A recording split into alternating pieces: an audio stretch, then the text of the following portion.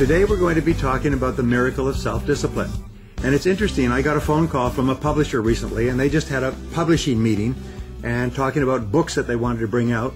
And one of them said, you know, there's a big market for a book on self-discipline because nobody's ever written it. So they said, well, who should we get to write the book? And I said, well, why not Brian Tracy? And so they called me up and they said, we feel that you are the very best example of self-discipline, and so we'd like you to write the book. And I said, fine, because I know a lot about the subject. Thank you very much for the honor. And I hung up. But then afterwards, I realized that I felt terribly guilty because I don't feel that I'm very well disciplined at all. And then I found out that all people who are well disciplined feel that they're not very well disciplined. As a matter of fact, it seems to go with the territory. The more disciplined, the more organized, the more focused you are, the more you feel that you could be doing much better. So those of you who are on here are people who are probably already very well disciplined, probably above the average and substantially above the average. But what you do is you have this feeling, geez, I could be doing much better. In our time together, I'm going to give you some ideas on how to do it much, much better. In fact, I wrote the book that I promised them that I would write, and it will be coming out next year. But in the meantime, what I've done is I've taken the very best ideas from about 100 hours of work and condensed them into the time we'll spend together. So let's begin with my own story briefly. I started off, as you know, from poor beginnings, and I worked my way up. And I found that I had really nothing going for me except the ability to work hard and to continue working hard. I learned later that's basically the reason for the success of most people. When I talk to people who are successful around the world, they say, well, my reason for success was just hard work. I just wouldn't give up. I just kept on persisting. I just kept on practicing self-discipline. Some years ago, I met a man named Kopp Koppmeyer. Now, he's dead now, but he had spent more than 50 years studying success. He had pulled together 1,000 success principles. He put them into 4 books, 250 principles per book, and I'd read them all and listened to them all on audio cassette. And when I met him, I asked him, what's the most important of all your 1,000 principles for success? And he said, Brian, he said, self-discipline is more important than anything else. He said, your ability to make yourself do what you should do, when you should do it, whether you feel like it or not, is the key to success. He said, you can know every success principle in the world, but it won't do you a bit of good unless you can discipline yourself to put it into action, to keep putting it into action. Now, Napoleon Hill, who did 25 years of research, interviewed more than 500 of the most successful men and women ever lived, the wealthiest people in America, wrote a book called The Master Key to Riches after his book, Think and Grow Rich. And at the end of the book, he said, and he built it up to the whole book, he said, the last line, last chapter is the master key to riches is self-discipline. He said, with that, everything works. Without that, nothing works. Al Tomsic, one of the great sales trainers, said, success is tons of discipline. My friend Jim Rohn says, discipline weighs ounces, regret weighs tons. And that's a very true statement. I've done a lot of study over the years. One of my favorite writers, thinkers was one of the greatest teachers Harvard ever produced, named Dr. Edward Banfield. And Banfield did 50 years of research into why it was that some people were more successful than others. In other words, why did people move up socioeconomically in their age group or in their society, and others did not do it? And what he found was the key was time perspective. He said, the length of time you take into consideration when deciding upon what you're going to do is the key determinant of whether or not you get ahead. And he found out that at every socioeconomic level, from what he called the lower class, the poorest of all, to the upper class, the richest of all, there was a longer time perspective. The further you moved up, the longer you looked into the future. And so therefore, a person who is going to be really successful in the long term will make decisions in the short term that make that possible. And the most important word is the word sacrifice. People who are going to be really successful in the future are willing to make sacrifices in the present in order to guarantee that future. And by sacrifices, we mean they're willing to put in the long hours. They're willing to get up earlier. They're willing to work harder. They're willing to stay later. They're willing to invest and save their money, even though they don't have a lot, knowing that with compound interest, it will grow and grow over time. They're willing to spend an enormous amount of time investing in their children, knowing that this investment in their children, in time and love and affection and support, will pay off for decades and generations, even into the lives of their children and grandchildren. So sacrifice is the critical word, and sacrifice means that you have the ability to discipline yourself. You have the ability to delay gratification in the short term so that you can enjoy far greater rewards in the long term. We say that self-discipline is self-control. It's self-mastery. It is the ability to have dinner before dessert. And in my courses, I used to teach this, dinner before dessert. Well, in a normal meal, where does dessert come? And the answer is it comes after the meal. When is it that most people eat their dessert? They eat it first. Now, let me give you an example. If you came home from a hard-working day and came in and you ate a big piece of apple pie with ice cream, how much appetite would you have for a substantial dinner? And the answer is probably little or no appetite. How would you feel afterwards? Sluggish? What effect would it have on your health? Well, it'll probably make you overweight, slow you down, and so on. Well, it's the same thing in life. People say, well, they're going to have fun till their daddy takes their T-bird away, and then they're going to do the hard work. But in meals, dessert comes after dinner. So the great choice is always, do you have your dinner first? In other words, do you do what is hard and necessary, what is essential and correct? Or do you have fun? Do you watch television, go out socializing, go drinking with the boys or the girls and so on? Which do you do first? And that's the critical determination. Successful people do what is hard and necessary first, and then they enjoy the rewards afterwards. Now, the payoff for practicing self-discipline is immediate. People think, well, geez, I get these rewards way down in the future. No. There's an immediate reward. There's a wonderful line in spiritual development that said, you are not punished for your sins, but by them. In other words, there are things that you do that are harmful to you that cause immediate detriment. But you're also rewarded for the good things that you do, and you're rewarded immediately. So what we know is when you practice self-discipline, you actually like and respect yourself more. And you know, and I know, that how you feel about yourself on a minute-to-minute basis. Do you feel that you're a good person? Do you feel that you're a likable person, a successful person? The more you like yourself and respect yourself and value yourself on a minute-to-minute basis, the better is your attitude, the better is your reaction to other people. You just feel happy inside.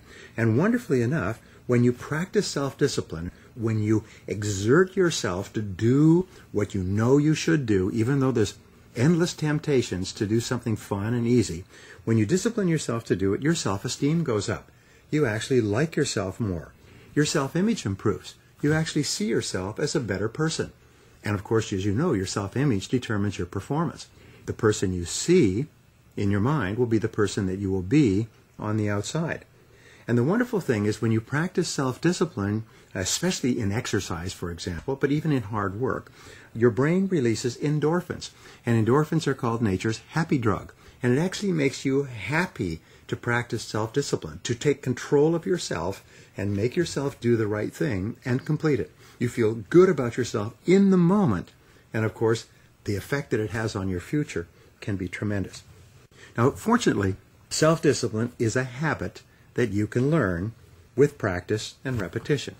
If you do something over and over again, you eventually develop a habit.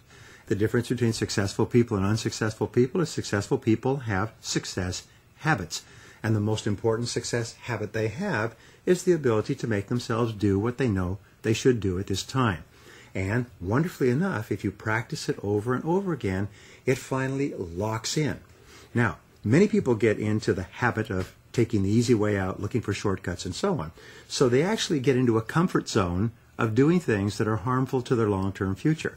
And they actually feel uncomfortable completing tasks or starting on their most important jobs. However, when you get into a new comfort zone, it will be easier for you to practice the habit of self-discipline than it would be in the past for you to take the shortcut. Goethe, the German philosopher, once said that everything is hard before it's easy.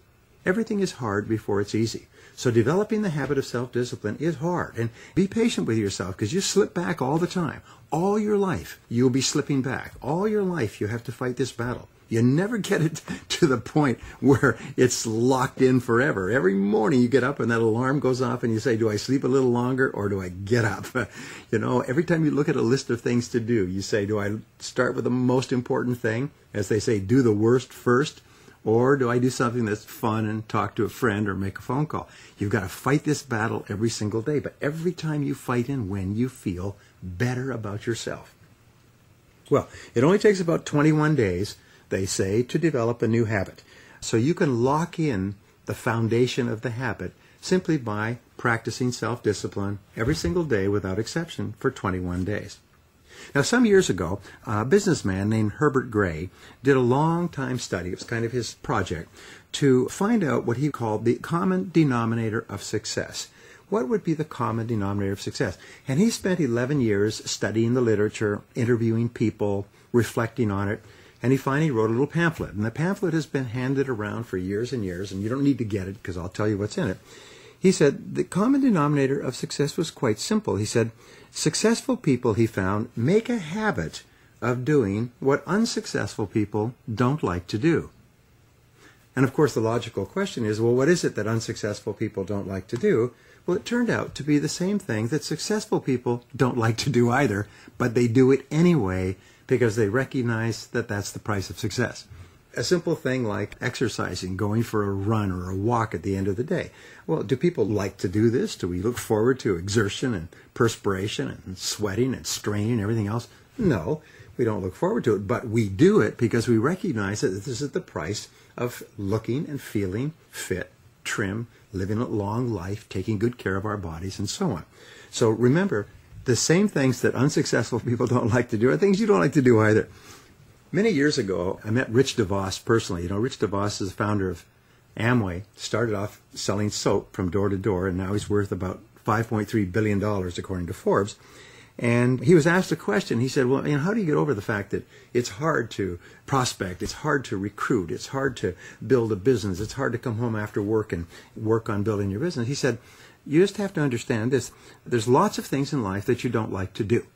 And you'll never like to do them. There's lots of hard things that contain stress, and they contain rejection and potential failure and hard work and so on. He said, but you do them because you want to do the other things. And it is only by doing the things that you don't want to do that you can finally create the opportunity to do all the things that you want to do for yourself and your family.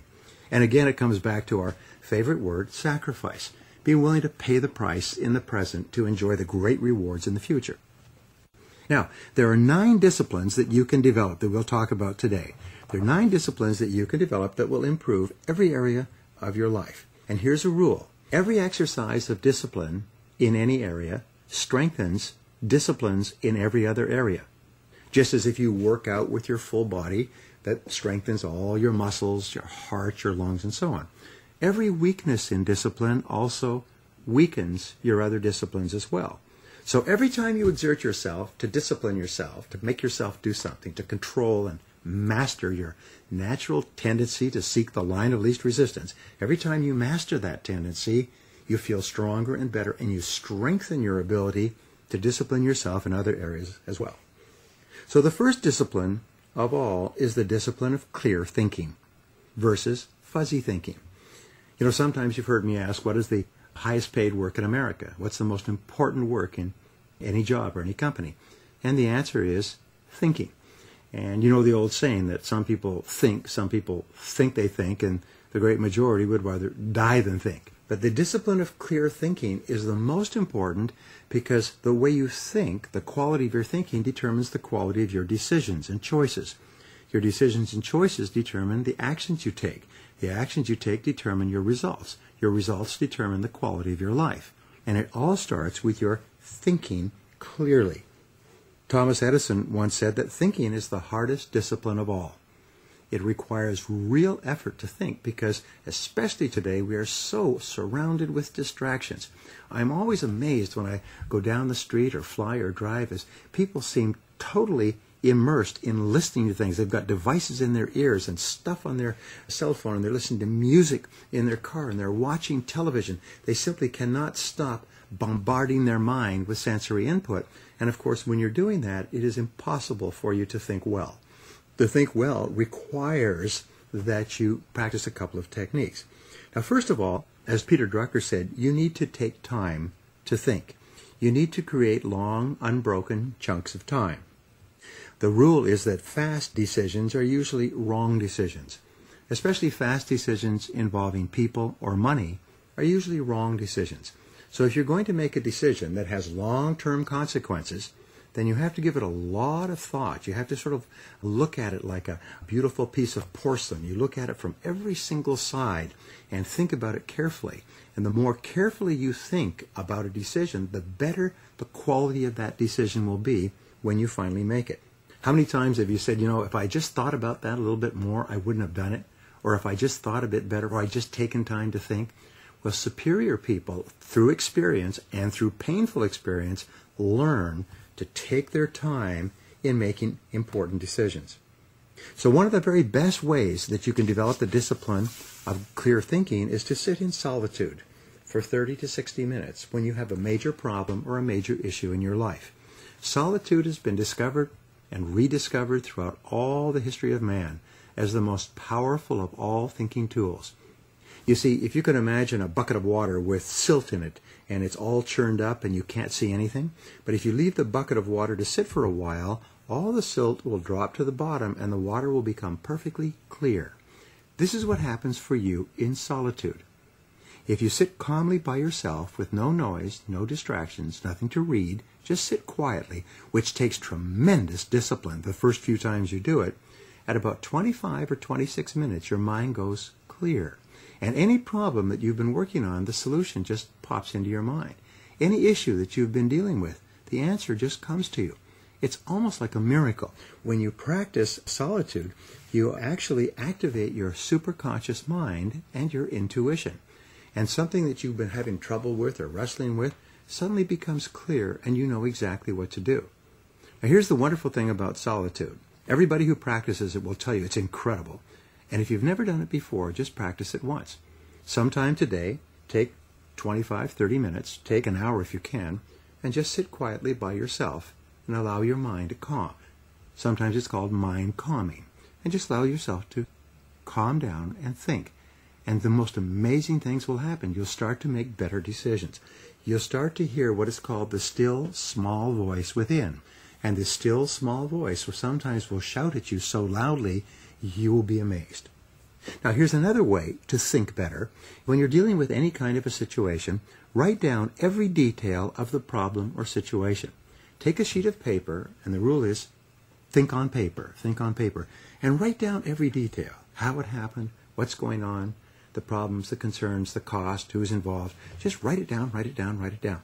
And the most amazing thing happens between the head and the hand. As you're writing out all the details, sometimes exactly the right choice pops out at you.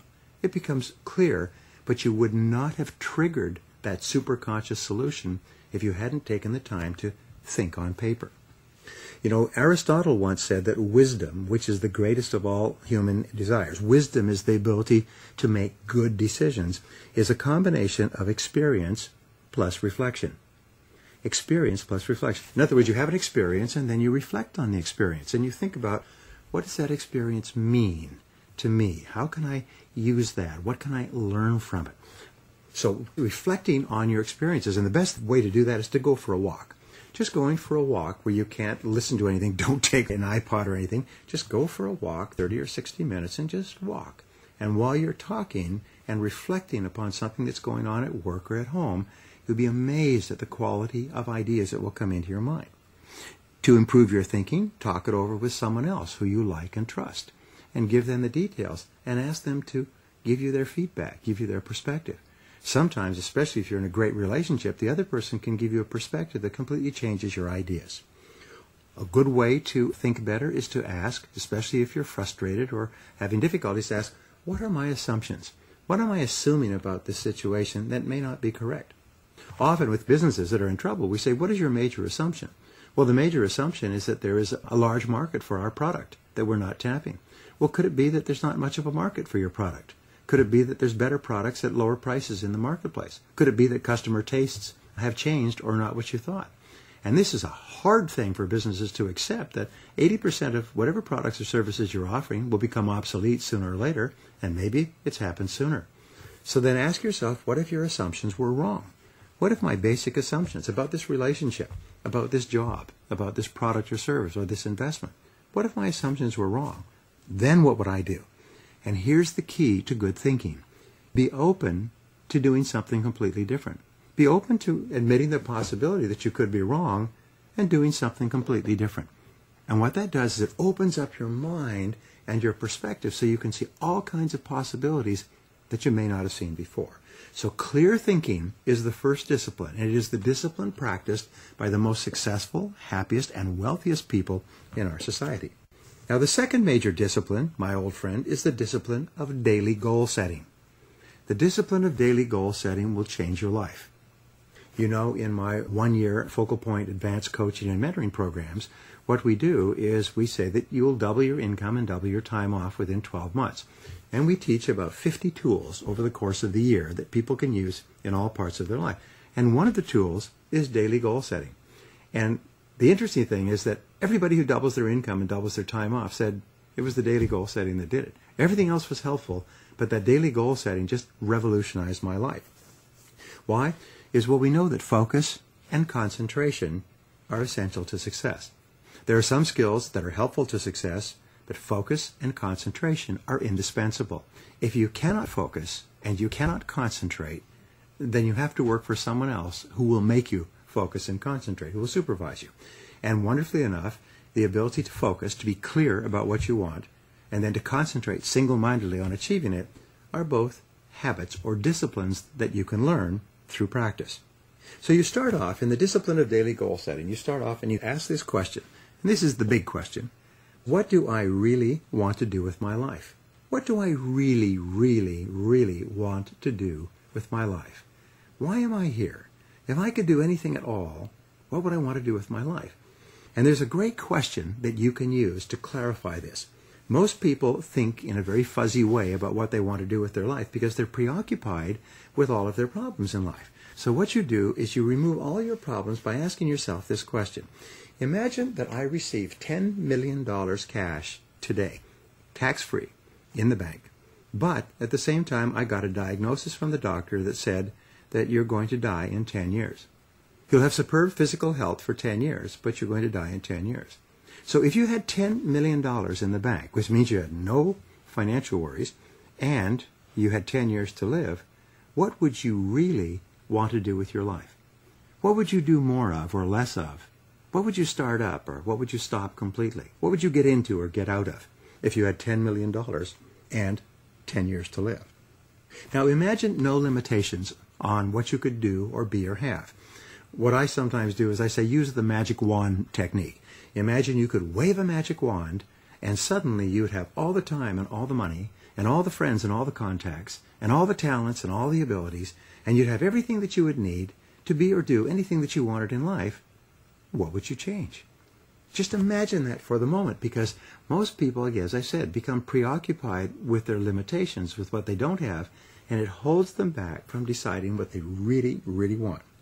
Now, the next thing you do is take a spiral notebook, and I carry a spiral notebook around with me all the time. Take a spiral notebook and write down 10 goals that you'd like to accomplish in the next 12 months or so.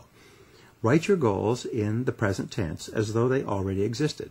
Don't say, I will earn X number of dollars in the next 12 months. Write them down as though you are already earning it. Say, I earn X number of dollars in this year. I always write the words by at the end of every goal. I earn X number of dollars by December 31st, 2007. I achieved this goal by June 30th, 2008, and so on. So when you give your subconscious mind a deadline, it works on it 24 hours a day. When you write down a goal, make sure it's positive. Don't say, I will quit smoking. Say, I am a non-smoker. Don't say, I will lose weight. Say, I weigh X number of pounds. And when you give your subconscious mind a command in the present tense that is contrary to your current situation, your subconscious mind goes to work to resolve this dynamic tension and make your external reality consistent with your new orders, your new commands, your new goals. And finally, always write your goals in the personal tense. Use the word I, because only you in the whole universe can use the word I relative to yourself. You use the word I. You say, I earn, I drive, I achieve, I acquire, I accumulate, I live in. In other words, always follow the word I plus an action verb. Then you take a spiral notebook and you write down at least 10 goals. You can work on 10 to 15 goals at a time, but never less than 10. Your subconscious and superconscious minds have incredible power, so give them lots of stuff to work on. And then what you do is every single day you write down and rewrite your goals. Every single day you take out your spiral notebook and write down your goals once more. And I get out every morning before I start off, I plan my day, and then I write out my 10 goals. Sometimes I'll write out plans, and I'll write out what I did yesterday, what I plan to do, and so on. Sometimes I'll write down spiritual reminders. But every single day before you start off, just like a ship's captain used to go and shoot the sun and the moon to determine where the ship was in the Earth's surface, every morning before you start out, you reprogram your subconscious mind and then start your day. My promise to you is this. If you will do this for 1 month, actually 21 days is good enough, your whole life will change. You'll see changes that are astonishing. People come up to me at every single seminar and say, it was incredible. I started to write my goals every day. I accomplished 8 of them in 6 months. I accomplished 5 in a week. I accomplished most of them within 12 months.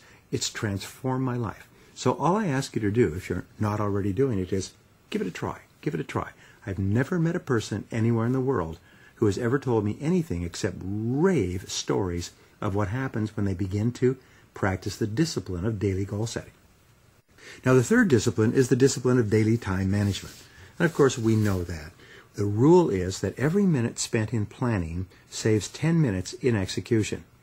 So disciplining yourself to plan your day thoroughly before you begin will save you at least 10 minutes for every minute you spend in planning, and according to the research, it will increase your productivity by 25 to 50%, maybe even double your productivity for every day that you plan. You see, if you're not working from a plan, then you just respond and react to whatever's going on. Somebody comes in, phone rings, there's an interruption or a problem, and you're off and running. But if you have a plan, you just keep working the plan. It gives you a track to run on, so you just keep working your plan. Begin the discipline of daily time management by making a list. Start off with a sheet of paper, again, think on paper, and write down everything you have to do in the course of the day. The very best time to make this list is the night before. If you do this, then your subconscious mind works on your plan all night long, and you often wake up in the morning with great ideas to implement your plan. Once you have a list, and before you do anything else during the day, when it comes up, someone says you should phone so-and-so, write it down. Don't do it unless it's written down. Respond to a call, write it down. Open your mail, write it down. There's something about writing it down before you begin that gives you control over your time and your life. Then you organize your list by priority before you begin. You don't just jump into it. Use the 80-20 rule that says that 20% of the items on your list will account for 80% of the value. Which are the most valuable? Use the ABCDE method of time management, which is based on considering the consequences of doing or not doing what's on your list. An A task is something that you must do. It has serious consequences if you do it or don't do it. Meeting with your boss, getting out a proposal, visiting with a client, and so on. A B task is something that you should do, but it only has mild consequences. Check your email, read the correspondence, ask somebody a question. You should do it, but the consequences are mild. A C activity is something that's nice to do. Go for lunch, call home, read the paper, but it has no consequences. It does not help you at all in your life. And the rule is this: never do a B task when you have an A task left undone. Never do a C task when you have a B task left undone. Discipline yourself not to do things that are of low value. That's one of the greatest of all disciplines for success in life. Now, in the ABCDE method, D stands for delegate. And what you do is you delegate everything you can possibly think of that somebody else can do. Don't do it just because you can do it. If it can be delegated, do it. And E is eliminate. And the rule in time management is you have to think of the things that you're not going to do as well as the things that you are going to do. And you have to think of the things that you can eliminate every day so you have more time to do the things that only you can do that have serious consequences. So once you have your list, you go down and you take all the A items and you list them. A1, most important, A2, A3, and so on. Then you do B1, B2, B3. You make your not-to-do list by stroking out the things that you don't have to do today. And the rule is, if it does not have to be done, it has to not be done. And then you start on your A1 task, the most important thing, and you start on it first thing in the morning. This is the hardest of all disciplines to learn. It's the essence of my teaching worldwide. It is the key to supercharging the quality of your life and your results. And then you discipline yourself to concentrate single-mindedly on your A1 task until it is 100% complete. If you can start every morning with a list organize by priority, and start on your number one task and stay with it till it's done, you will supercharge your life. You will release endorphins in your brain that causes you to feel great. You will motivate yourself and energize yourself and propel yourself into all your other tasks. You'll get twice as much done on any day where you start and complete your major task first thing than on any other day. The discipline of time management will then spread to all your other disciplines. When you can demonstrate each morning that you have the self-control, self-mastery, self-discipline to start and complete your most important task, you just feel fabulous about yourself. Now, the fourth discipline is the discipline of courage. And that goes back to what we said earlier. Force yourself to do what you know you should do, especially in the area of courage. The biggest obstacle to success, in my estimation, the estimation of the psychologist, is the fear of failure. It's the fear that it won't work out. It's the fear of loss of time or money or emotion. It's fear that goes back to early childhood. And the only way we can succeed is by overcoming this fear. And this fear is captured in the words, I can't. I can't. What about this? What about that? What about this? Fully 80% of the population is paralyzed by the fear of making a mistake. And why? Because in growing up you make lots of mistakes and didn't like the feel of it. So eventually you become conditioned to avoid taking any risk at all. So you have to overcome this in order to realize your potential. But what we know is that courage, the courage to face fears, is a habit, and it's developed with practice. Just like typing with a typewriter or riding a bicycle, you can actually develop the habit of courage by practicing courage whenever courage is required. Aristotle wrote about this in his Nicomachean Ethics in 350 BC. He said, if you desire to have a quality that you don't have, act in every instance where the quality is called for as though you already had it, and you will have it. So, as Ralph Waldo Emerson said, do the thing you fear, and the death of fear is certain. What he said was to confront your fears. Now, the natural human tendency, remember we talked about the path of least resistance being the big enemy? The natural human tendency is to avoid a fear-causing or fear-inducing situation. Most of our fear problems seem to be bundled up with other people, by the way. It's confronting a boss, it's confronting a bad relationship. Sometimes it's confronting a prospect, cold calling, going out and calling on customers and facing rejection and failure and embarrassment and so on. But confronting that fear, instead of avoiding it, just do it. You know, I'm very proud of my son, Michael. I just have to tell you as an aside. He came to me, he just finished college, graduated, and he said, Dad, what should I do? I want to go to work for a company and get a training program and get on the payroll. I said, you know what you should do is you should go out and cold call, which is a real shock to him because Michael's a cool guy, nice guy, not aggressive or loud or outspoken. He said, how do you mean? I said, I have some contacts in the cold calling industry. I will get you a job in cold calling. And what you'll have to do is you'll have to go out and get pounded every single day. You'll have to get rejected, have people slam the door in your face, have people shout at you, swear at you. You'll have to do it every single day. But if you do it and you get over it, you will reach the point where nothing will stop you for the rest of your life. And he took my advice. He got a job cold calling, selling door to door. He's now making 15 sales a week, which is about $1,500. He's 24. Translate that into $6,000 per month within the first 30 days. And the most incredible thing is this, is he's not afraid anymore. He was really shy. He said it was a real pounding, a terrible thing the first couple of weeks he was doing it. I mean, to take that kind of rudeness and abuse from people, he said, but after that, he just smiles and just keeps on going. So what he did is he learned to confront a major fear. And everyone who has ever done cold calling, I know many of you have, knows that afterwards you can face anything. Afterwards you're okay. Because what you do is you smash the fear and it's gone forever. You're not afraid anymore. So the reason you want to confront your fears is not because of the incident specifically. It's because of what it does for your character. You want to demonstrate to yourself that you can face down a fear and look it square in the eye, and suddenly, surprise, surprise, it goes away. And you realize that the fear was in your own mind. Now here's the most wonderful thing about overcoming fears.